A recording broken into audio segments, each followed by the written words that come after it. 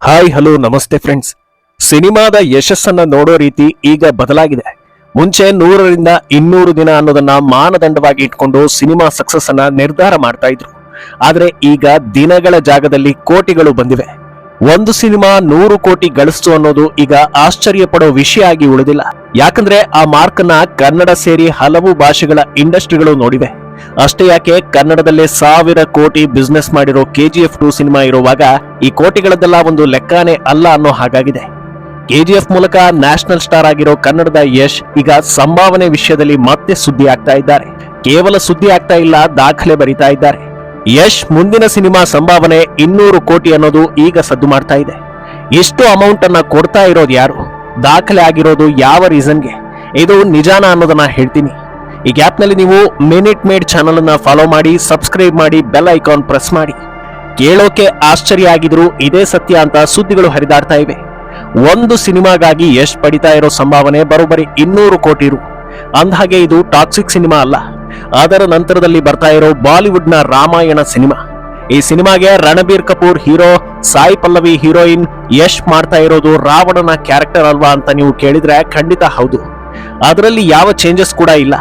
ಅದೇ ರಾವಣನ ಪಾತ್ರಕ್ಕೆ ಬರೋಬ್ಬರಿ 200 ಕೋಟಿ ಸಂಭಾವನೆ ಸಿಗ್ತಾ ಇದೆಯಂತೆ. ಈ ಅಮೌಂಟ್ ದೊಡ್ಡದು ಅನ್ನೋ ಕಾರಣಕ್ಕೆ ಒಂದು ದಾಖಲೆ ಆದ್ರೆ, ಅದಕ್ಕಿಂತ ದೊಡ್ಡ ದಾಖಲೆ ಇನ್ನೊಂದಿದೆ. ಅದೇನಂದ್ರೆ ಇಡೀ ಇಂಡಿಯಾದಲ್ಲಿ ಖಳನಾಯಕನ ಪಾತ್ರಕ್ಕೆ ಇಷ್ಟೊಂದು ಸಂಭಾವನೆ ಸಿಗ್ತಾ ಇರೋದು ಇದೇ ಮೊದಲು ಅನ್ನೋದು. ಮೊನ್ನೆಯಷ್ಟೇ ನೀವೆಲ್ಲ UI ಅನ್ನೋ ಕನ್ನಡದ ಸಿನಿಮಾವನ್ನ ನೋಡಿರ್ತೀರಾ. ನೋಡದೇ ಇದ್ರೂ ಒಂದು ಹಾಡು ವೈರಲ್ ಆಗಿತ್ತು. ಮುಂಬೈನಲ್ಲಿ ಖಾಂಡಮ್ ಅಂದ್ರೆ ಖಾನ್ಗಳದ್ದೇ ಸಾಮ್ರಾಜ್ಯ. ಆ ಹಾಡು ವೈರಲ್ ಆಗಿ ಇನ್ನು 3 ದಿನ ಆಗಿಲ್ಲ, ಎಲ್ಲಾ ಖಾನ್ಗಳನ್ನು ಯಶ್ ಬೀಟ್ ಮಾಡಿದ್ದಾರೆ.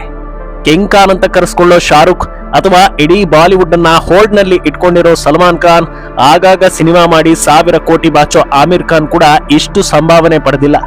ಪಡೆಯೋದಿರ್ಲಿ, ಕನಿಷ್ಠ ಪಕ್ಷ ಇಷ್ಟು ದೊಡ್ಡ ಸಂಭಾವನೆ ಪಡಿತಾರೆ ಅನ್ನೋ ಗಾಸಿಪ್ ಕೂಡ ಆಗಿರ್ಲಿಲ್ಲ. ಆದ್ರೆ ಒಂದೇ ಹೊಡೆತಕ್ಕೆ ಎಲ್ಲರನ್ನ ಬೀಟ್ ಮಾಡಿದ್ದಾರೆ ಕನ್ನಡದ ಯಶ್. ಇನ್ನೊಂದು ಇಂಟ್ರೆಸ್ಟಿಂಗ್ ವಿಚಾರ ಏನಂದ್ರೆ, ಈ ಸಿನಿಮಾದಲ್ಲಿ ಹೀರೋ ಅಂದ್ರೆ ರಾಮನ ಪಾತ್ರ ಮಾಡ್ತಾ ಇರೋ ರಣಬೀರ್ ಕಪೂರ್ಗೂ ಇಷ್ಟು ಸಂಭಾವನೆ ಇಲ್ಲ.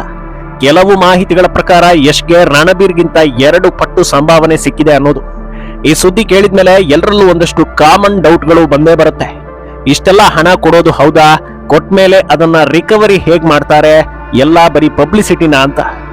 200 ಕೋಟಿ ಕೊಟ್ಟಿದ್ದಕ್ಕೆ ಅಥವಾ ಇಸ್ಕೊಂಡಿದ್ದಕ್ಕೆ ಚೆಕ್ ಆಗ್ಲಿ ಅಥವಾ ಪೇಮೆಂಟ್ ರೆಸಿಪ್ಟ್ ಆಗ್ಲಿ ಯಾರ ಕಣ್ಣಿಗೂ ಕಾಣೋದಿಲ್ಲ. ಅಥವಾ ಇಷ್ಟು ಹಣ ಕೊಟ್ಟೆ ಅಂತ ಕೊಟ್ಟವರು ಬಂದು ಹೇಳೋದಿಲ್ಲ, ತಗೊಂಡವರು ಕೂಡ ಇಷ್ಟು ಹಣ ಸಿಕ್ತು ಅಂತ ಹೇಳೋದಿಲ್ಲ. ಆದ್ರೆ ಬೆಂಕಿ ಇಲ್ಲದೆ ಹೊಗೆ ಆಡಲ್ಲ ಅನ್ನೋ ಹಾಗೆ ವಾಸ್ತವಕ್ಕೆ ತೀರಾ ದೂರವಾಗಿರೋ ಸುದ್ದಿಗಳು ಈ ಲೆವೆಲ್ ನಲ್ಲಿ ಸೌಂಡ್ ಮಾಡೋದಿಲ್ಲ ಅನ್ನೋದು ನಿಜವೇ. ಈ ಮಟ್ಟದಲ್ಲಿ ಸಂಭಾವನೆ ಬಗ್ಗೆ ತಿಳ್ಕೊಳ್ಳೋ ಮುನ್ನ ಇಡೀ ಸಿನಿಮಾದ ಬಜೆಟ್ ಏನು ಅನ್ನೋದನ್ನ ನೋಡ್ಬೇಕಾಗತ್ತೆ. ಈವರೆಗೆ ಬಿಚ್ಚಿಟ್ಟಿರೋ ಮಾಹಿತಿಗಳ ಪ್ರಕಾರ ಇಡೀ ಇಂಡಿಯಾದಲ್ಲೇ ದೊಡ್ಡ ಬಜೆಟ್ನ ಸಿನಿಮಾ ಇದಾಗುತ್ತೆ ಅಂತ ಹೇಳ್ತಾ ಇದ್ದಾರೆ. ಆ ಲೆಕ್ಕದಲ್ಲಿ ನೋಡಿದ್ರೆ ಬಜೆಟ್ ಸಾವಿರಾರು ಕೋಟಿಯಲ್ಲಿ ಇದ್ದೇ ಇರುತ್ತೆ. ಬಜೆಟ್ ಜಾಸ್ತಿ ಆಗೋದಕ್ಕೆ ಇನ್ನೊಂದು ಕಾರಣ ಅಂದ್ರೆ ಅದು ಚಿತ್ರದಲ್ಲಿ ನಟಿಸೋ ನಟ ನಟಿಯರು. ಯಶ್ಗೆ 200 ಕೋಟಿ ಅಂದ್ರೆ ರಾಮನ ಪಾತ್ರದಲ್ಲಿರೋ ರಣಬೀರ್ ಸಂಭಾವನೆ ಕೂಡ ದೊಡ್ಡ ಮಟ್ಟದಲ್ಲೇ ಇರುತ್ತೆ.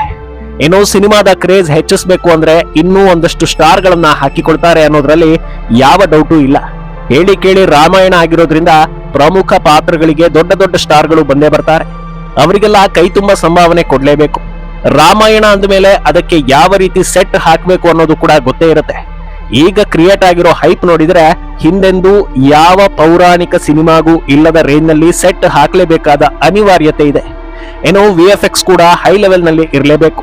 ಎಲ್ಲಾ ಮುಗಿದ ಮೇಲೆ ಸಿನಿಮಾ ಪ್ರಮೋಷನ್ಗೆ ಮತ್ತೆ ಕೋಟಿ ಕೋಟಿ ಸುರಿಬೇಕಾಗಿರೋದ್ರಿಂದ ಇದು ಇಂಡಿಯಾದಲ್ಲೇ ಅತ್ಯಂತ ದುಬಾರಿ ಬಜೆಟ್ ಸಿನಿಮಾ ಆಗೋದ್ರಲ್ಲಿ ಡೌಟೇ ಇಲ್ಲ. ಇನ್ನು ಇದನ್ನ ರಿಕವರ್ ಹೇಗೆ ಮಾಡ್ತಾರೆ ಅನ್ನೋದನ್ನ ಹೇಳೋದಕ್ಕೆ ಮುಂಚೆ ಯಶ್ಗೆ ಯಾಕೆ ಈ ಲೆವೆಲ್ ಸಂಭಾವನೆ ಕೊಟ್ಟಿರ್ಬೋದು ಅನ್ನೋದನ್ನ ಹೇಳ್ತೀನಿ. ಸದ್ಯ ಯಶ್ ಟಾಕ್ಸಿಕ್ ಅನ್ನೋ ಸಿನಿಮಾದಲ್ಲಿ ನಟಿಸ್ತಾ ಇದ್ದಾರೆ. ಈ ಸಿನಿಮಾ ಬಗ್ಗೆ ದೊಡ್ಡ ಮಟ್ಟದಲ್ಲಿ ಯಾವ ಅಪ್ಡೇಟ್ ಇದುವರೆಗೆ ಬಂದಿಲ್ಲದೆ ಇದ್ರೂ ಹೊರಬಿದ್ದಿರೋ ಮಾಹಿತಿಗಳ ಪ್ರಕಾರ ಈ ಸಿನಿಮಾ ಇಂಟರ್ ನ್ಯಾಷನಲ್ ಲೆವೆಲ್ ನಲ್ಲಿದೆ. ಹಾಲಿವುಡ್ ಟೆಕ್ನಿಷಿಯನ್ಸ್ ಎಲ್ಲ ಆ ಸಿನಿಮಾದಲ್ಲಿ ಇದ್ದಾರೆ ಅನ್ನೋದು. KGF 2 ರಿಲೀಸ್ ಆಗಿ 2 ವರ್ಷಗಳು ಕಳೆದರೂ ಆ ಸಿನಿಮಾದ ಕ್ರೇಜ್ ಆಗ್ಲಿ ಅಥವಾ ಯಶ್ ಕ್ರೇಜ್ ಆಗ್ಲಿ ಇನ್ನೂ ಕಮ್ಮಿ ಆಗಿಲ್ಲ. ಆಗಾಗ ಕ್ಯಾಮೆರಾ ಮುಂದೆ ಕಾಣಿಸ್ಕೊಳ್ಳೋ ಯಶ್ ಟಾಕ್ಸಿಕ್ ನಲ್ಲಿ ತಮ್ಮ ಲುಕ್ ಹೇಗಿದೆ ಅನ್ನೋದನ್ನ ರಿವೀಲ್ ಮಾಡಿದ್ದಾರೆ. ಯಾವುದೋ ಒಂದು ರೀತಿಯಲ್ಲಿ ಟಾಕ್ಸಿಕ್ ಗೆ ಪ್ರಮೋಷನ್ ಆಗ್ತಾನೆ ಇದೆ. ಟೀಸರ್ ಬಿಟ್ಟು ಒಂದೊಂದೇ ಅಪ್ಡೇಟ್ ಬರ್ತಾ ಹೋದಂಗೂ ಈ ಹೈಪ್ ಜಾಸ್ತಿ ಆಗ್ತಾನೆ ಹೋಗುತ್ತೆ. ನಾನಾಗ್ಲೇ ಹೇಳಿದ ಹಾಗೆ ಈಗ ಸಿನಿಮಾ ಸಕ್ಸಸ್ ಅನ್ನ ನೋಡೋ ವಿಧಾನ ಬದಲಾಗಿದೆ ಅನ್ನೋದು.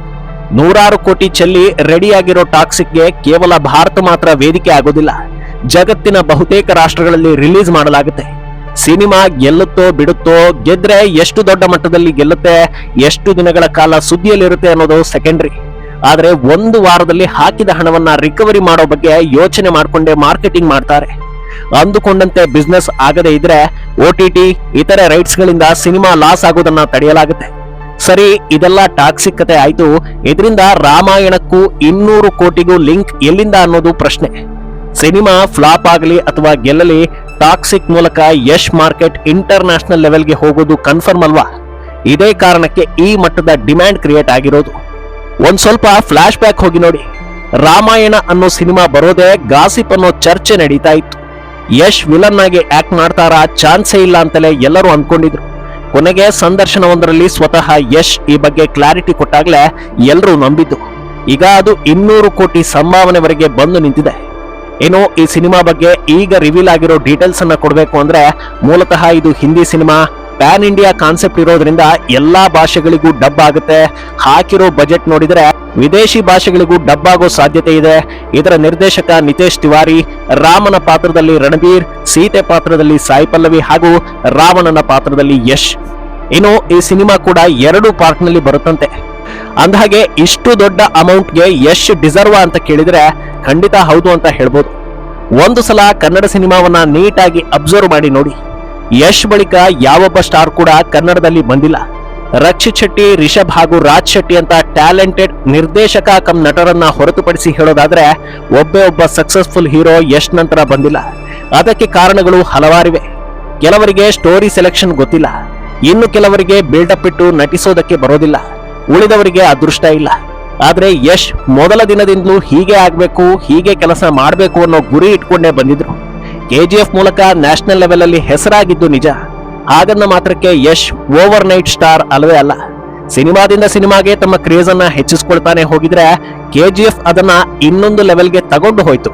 ಈ ಯಶಸ್ಸು ಕೂಡ ಅಚಾನಕ್ ಆಗಿ ಬಂದಿರೋದಲ್ಲ, ಅದರ ಹಿಂದೆ ದೊಡ್ಡ ಪರಿಶ್ರಮ ಇದೆ ಅನ್ನೋದು ವಾಸ್ತವ.